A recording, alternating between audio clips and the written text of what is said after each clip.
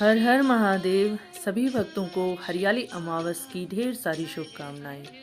आज के दिन हरियाली अमावस भी और सोमवती अमावस भी दोनों का ही शुभ संयोग है और ये श्रावण मास का दूसरा सोमवार है। भगवान भोलेनाथ हम सब पर अपनी कृपा यूं ही बरसाएं, यूं ही सबका सुहाग बना रहे, यूं ही सबके जीवन में खुशहाली बनी रहे।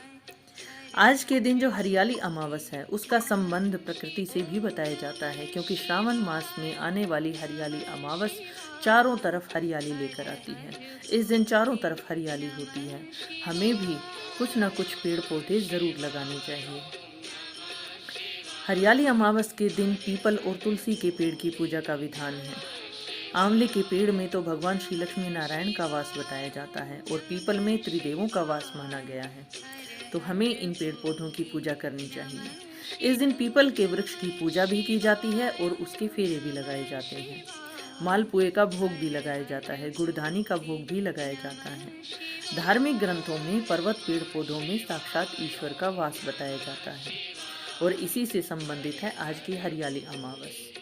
इस दिन भगवान भोलेनाथ और माता पार्वती की पूजा की जाती है।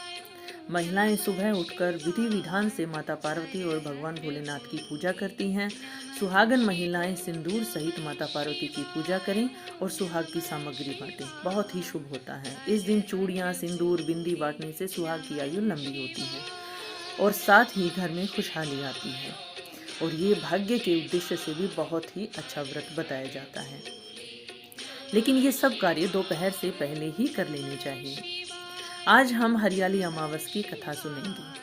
हरियाली अमावस की कथा आप सबके लिए शुभ हो।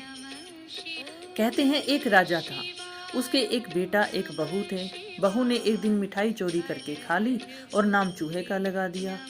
ये सुनकर चूहे को गुस्सा आया और उसने मन में सोचा कि वो चोर को राजा के सामने जरूर लेकर के आएगा।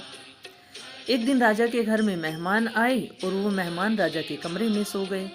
चूहे ने क्या किया, रानी के कपड़े ले जाकर मेहमान के पास रख दिए। सुबह उठकर जब लोग आपस में बातें करने लगे कि छोटी रानी के कपड़े मेहमान के कमरे में मिले हैं, ये बातें राजा ने जब सुनी तो उसको बहुत गुस्सा आ गया और उन्होंने रानी को घर से निकाल दिया। अब रानी क्या करती, हर रोज शाम को दिया जलाती, ज्वार बोती, पूजा करती, गुड़धानी का प्रसाद बांटती।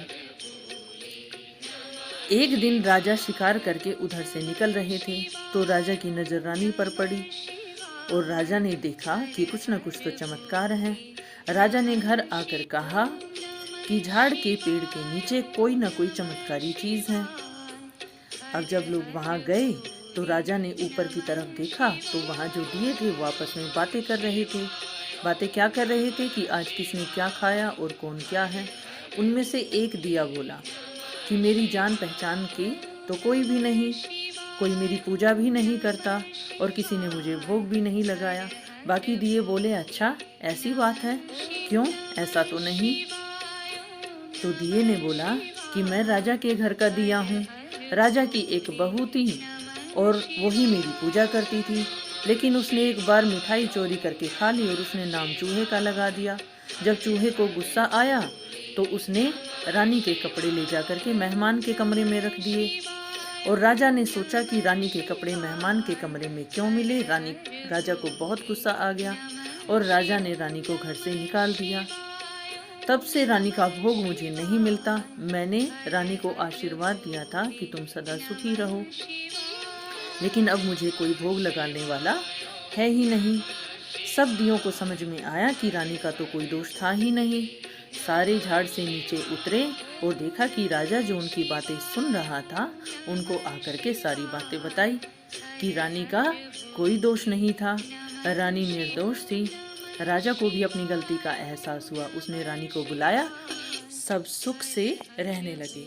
भगवान भोलेनाथ ऐसे ही सबका सुख सौभाग्य बनाए रखे। जय हरियाली माता, जय भोलेनाथ।